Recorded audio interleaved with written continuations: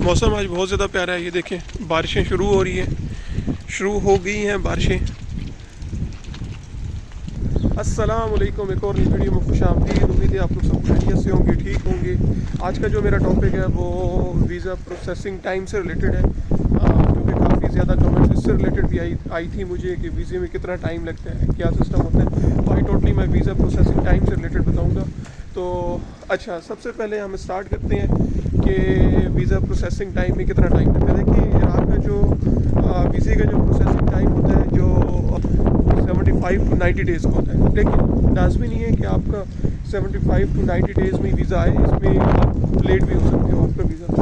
मतलब उसकी क्या वजूहत लेट होने की, उसकी ये है कि जब भी कंपनी आपका वीज़ा, सबसे पहले जो है आपका पाकिस्तान में इंटरव्यू होता है। इंटरव्यू होने के बाद फिर उसके कुछ ही टाइम बाद आपका मेडिकल हो जाता है, ठीक है। मेडिकल होने के बाद आपकी रिक्वेस्ट चली जाती है कंपनी के पास, ठीक है। कंपनी आपको एक एग्रीमेंट लेटर, ऑफर लेटर भेज देती है, ठीक है। तो उसके ऊपर जो ऑफर लेटर के ऊपर जो टाइम लिखा हुआ होता है वो 75 टू 90 डेज़ का लिखा हुआ होता है, कंपनी बता रही होती है उस पर। फिर उसके बाद कंपनी आपका वीज़े का जो है प्रोसेस स्टार्ट कर देती है, ठीक है। तो वो उस वक्त वो स्टार्ट कर देती है, वो आपसे डॉक्यूमेंट्स ले लेती है साथ में, जो उसको डॉक्यूमेंट्स चाहिए होता है वो सारे डॉक्यूमेंट्स ले लेती है। जैसे पासपोर्ट हो गया, पासपोर्ट के अलावा मतलब इस तरह की जो एग्रीमेंट आपने सिग्नेचर करवाना होता है उस तरह की चीज़ें, मेडिकल रिपोर्ट होगी, वो सारी चीज़ें कंपनी आपसे ले लेती है, ठीक है। अच्छा, उसके बाद वो वीज़ा प्रोसेस आपका शुरू कर देती है।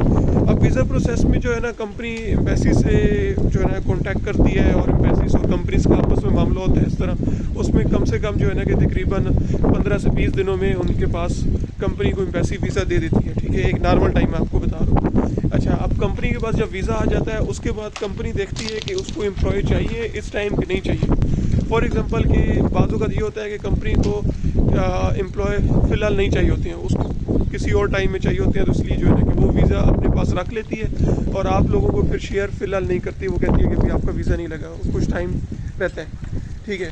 तो जब उनको बंदे चाहिए होते हैं, कुछ हेल्पर चाहिए होते हैं, तो फिर उसके बाद वो आपको वीज़ा शेयर कर देती है कि आपका वीज़ा आ गया है।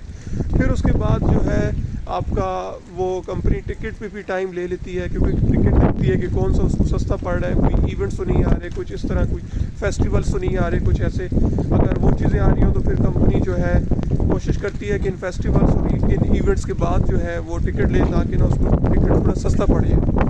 तो एक इस पर भी टाइम लग जाता है। तो वैसे अमूमन जो है कंपनी जो है मैक्सिमम जो टाइम होता है वो तकरीबन वो आपको, अगर उनको एम्प्लॉय जल्दी चाहिए तो वो 1.5 महीने के अंदर अंदर या 2 महीने के अंदर अंदर बुला लेते हैं। लेकिन अगर उनको वर्कर्स जो है वो थोड़ा लेट चाहिए तो 3 महीने से वो ज़्यादा टाइम ले लेते हैं। लेकिन अगर उनको वर्कर्स इससे भी ज़्यादा लेट चाहिए तो फिर वो 5 से 6 महीने लगा देती हैं। अच्छा, इस दौरान बाज़ औक़ात अगर लाजमी ये भी नहीं है कि आपका वीज़ा आना ही आना है, अगर आपकी हिस्ट्री अच्छी हो, ठीक है, आपने कोई ऐसे वैसे मतलब कि कोई ऐसे पहले अगर आप इराक आगे कोई इस तरह कोई लीगल एक्टिविटी ना की हो जिसमें कंपनी देखती है कि कोई रोला ना हो, तो फिर अगर फॉर एग्ज़ाम्पल आपकी कुछ प्रॉब्लम भी एम्बेसीज के साथ हो सकती है जब भी आप कंपनी वीज़े के लिए अप्लाई करती है, ठीक है। तो एम्बेसी भी वीज़ा इशू करवाती है कंपनी को, ठीक है, वो कंपनी को भेजती है, उसमें भी टाइम लग जाता है। उम्मीद करता हूँ आपको मेरी ये वीडियो बहुत ज़्यादा अच्छी लगी होगी। अगर अच्छी लगी तो उसको सब्सक्राइब, लाइक और शेयर लाजमी करें, और बेल आइकन पर भी लाजमी क्लिक कीजिएगा। दुआ में याद रखिएगा, अपना ख्याल रखिएगा। अल्लाह हाफिज़।